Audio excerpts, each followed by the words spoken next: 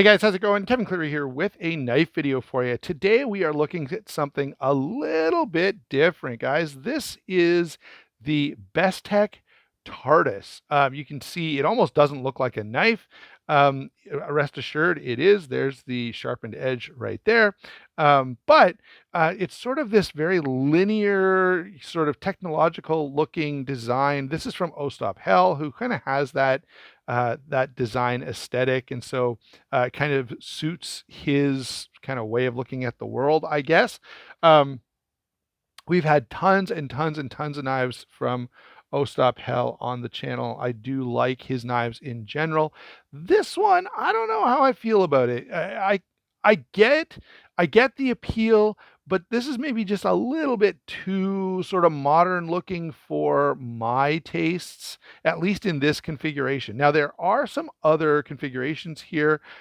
They all have the black coated blade, but some of them have a pattern on the handle that sort of offsets. And this is plain black G10, but there's like a blue and a red and a turquoise G10 that all have sort of black on the flats and color on the milled out portions here. I think this knife actually would have done really well in black and white. But they've gone with just straight black here, which I get. It's kind of a standard, it's in the knife world, black G10 is sort of the prolific color for knife handles. So I get why they went that direction. All right. Now, despite the fact that this doesn't look anything like a knife, okay, it does cut stuff. Hold on, I should have some notes from a previous video here somewhere. Yeah, there we go. So quick demonstration just so you can see that I'm not making this whole thing up. There is a sharpened edge on there. There you go. You can kind of see it. It is very, very sharp, nice and thin behind the edge, which, I find actually quite appealing. The blade steel here is D2. We're dealing with a liner lock. You can see the liner there with that nice opening for deployment. That does make a really big difference, not only for getting your finger on that thumb stud. Well, now I can't do it, but for accessing that lock bar. They've done a really nice job of making that easy and deployable. Now, for those of you who are lefties, it's not quite as easy on the left side, but it can be done. All right. Deep carry pocket clip here. I know I'm kind of moving faster than I normally do through the knife, but I'll come back and talk about the blade and the action a little bit more. But deep carry clip here that is inset into the handle, but if you notice, the screws are not flush. Kind of a miss there. And then on the other side, it is drilled and tapped, so you could move that pocket clip, but it's not recessed, so it's going to ride a little bit differently on the handle if you move it over to that side. We do have the sort of spanner style. Hold on, why can't I? There we go. We have the spanner style screw there for the pivot on this side and a Torx on the other. So certainly it'll do the trick. All right. Now, let's come back and touch on this blade for a second. We mentioned it's nice and thin. It is D2 steel, so that coating is going to help a little bit. You'll have to be somewhat aware D2 can corrode, but it's not like highly problematic. It just doesn't meet the qualification for a stainless steel. Okay, but it's almost there. So not too bad. Depending on what climate you're in, I have pretty good luck here in Canada, but I definitely have some viewers who comment regularly that the D2, they, in their environment, southern US, near the coast, various places like that, becomes a problem and does rust on them. Here in Canada, I don't bother like oiling my D2 blades or anything, and I have no problem. The pivot is a bearing pivot, so very, very smooth. And the deployment is really, really nice as well. The detent is okay, but I feel like, I don't know, it's just a little bit soft. Not terrible, but Bestech normally does a great job. It just feels a little weird. And actually, now that I'm sitting here flicking the blade and being a little more intentional about it to show you, I think all that I'm experiencing here is there's more weight to the front end of this blade because you've got all this extra material that normally would be not carried to the very tip. So it's just the shape of the blade that makes this feel a little bit different in deployment. Doesn't feel bad. In fact, it's very smooth, very fast, quite satisfying. Again, that clip, that lock bar is really nicely done, so that I can easily access it and get this to close for me. In terms of ergonomics, it's good. There's some jimping on the back here, which is great. The only thing, you end up getting a little less grip area than you might think. Okay. And that's because my finger lands here. There's a flat portion here. It's not usable in any meaningful way.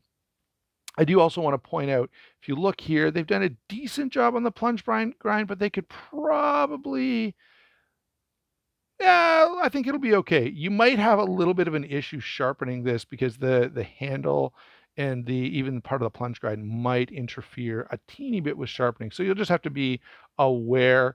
Um, and I know some of you guys modify your knives to move that edge a little bit forward, but I don't think that's necessary, but just something to kind of keep in mind when you are stropping, sharpening, whatever the case may be, that you'll have to be careful of the handle there. All right, let's talk about size and weight really quickly. 7 5/8 overall. All right, 3 inches on the blade. It's actually just a hair over 3 inches. 4 9/16 when closed. All right, so pretty easy to carry around in pocket there. I mentioned the 3.5 inch grip area, and let's grab the scale,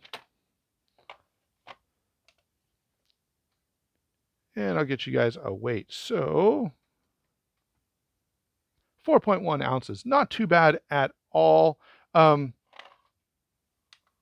you know, a little heavy for its size. Again, I would attribute that to the extra steel being carried here in the blade. And if you take a look internally, there is no milling to save weight, although I have to give credit for the nicely nested liners. That I think is a really classy touch, and I much prefer to see that you know, over just having, sort of a sandwich type construction. Let's see here. Let's talk about comparisons a little. I don't have a whole lot, and really, this is a very different looking knife. Okay, so we could talk about well-built liner locks. Bestech does a great job. Here is the Rat Model One. Here is the Vosteed Corgi. The action on the Corgi is just a teeny bit better than the action on the Bestech. Both are quite smooth. Both are quite good, but the D10 is just a little snappier on the Corgi. Just to give you an idea, since a lot of people have this knife, it seems to be everywhere you look these days.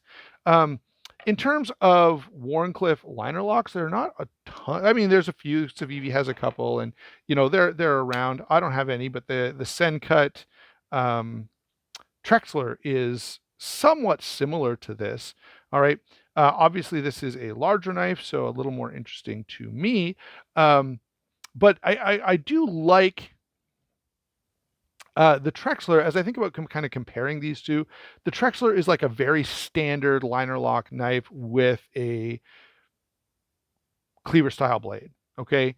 The Bestech is a very different styled knife. Everything about it is kind of different and out there, which I do kind of appreciate. All right. The Trexler is just kind of there. It's not anything super duper special. All of the differences, I guess, are in the blade. Here we have a fully thought out design, and that's where I think this knife really shines. And I have to say, I think the appeal of this knife is going to be not just, I don't know, some guy who walks into Walmart looking for a folding knife. All right, this is a knife for someone who's interested in knives, who wants something cool, who wants something different, who wants something that everyone else is not going to have, sort of the exact same thing. Um, this this is a very different standout type of knife, and I have to say I appreciate that an awful lot. All right. So my overall conclusion on this is, yeah, I think this is really, really cool. Also, I think because of the cool factor on this, I have to say I think you could carry this and use this in a lot of places that maybe you wouldn't get away with, something like this. Um, Not that I'm deeply concerned about that. Most of the people that I know and I spend any time with, they know I have a knife collection. They know I'm a knife guy, and they're completely, they're unfazed by me pulling out a knife and using it for this, that, or the other. In fact, many of them ask me if they can borrow my knife, but which mostly I don't let them do. Uh, but nonetheless, this is a knife that I think even non-knife people are going to be like, "Whoa, that is really different. That's kind of cool." And so I think it can be appreciated for the design the um, as well as the functionality of it. And it's certainly a functional cutting tool. The ergonomics are good. The pocket clip, well, I had a couple of minor complaints about it. It works perfectly fine. The D2 steel is great. And of course, the other thing I have to say is these cleaver style blades are really, really utilitarian. Any kind of worn clip style blade, gives you that option to do some cutting work with that tip. And that's quite handy. All right. So those are my thoughts. Try to get that center, would you? So those are my thoughts on the Bestech TARDIS. Go ahead and find one over at White Mountain Knives. You can use my discount code Sharp Stuff. You'll save 10% off, and I will get a little bit of credit as well. You can pick one up at I don't think DLT Trading has these. They may, but Blade Ops would be another place to look. Again, thanks a lot to Daily Pocket Dumps, which is Steve, who's local to me, for lending this for review. Go over and give him a follow on Instagram. I'll thank you as well for watching, and we will talk to you soon.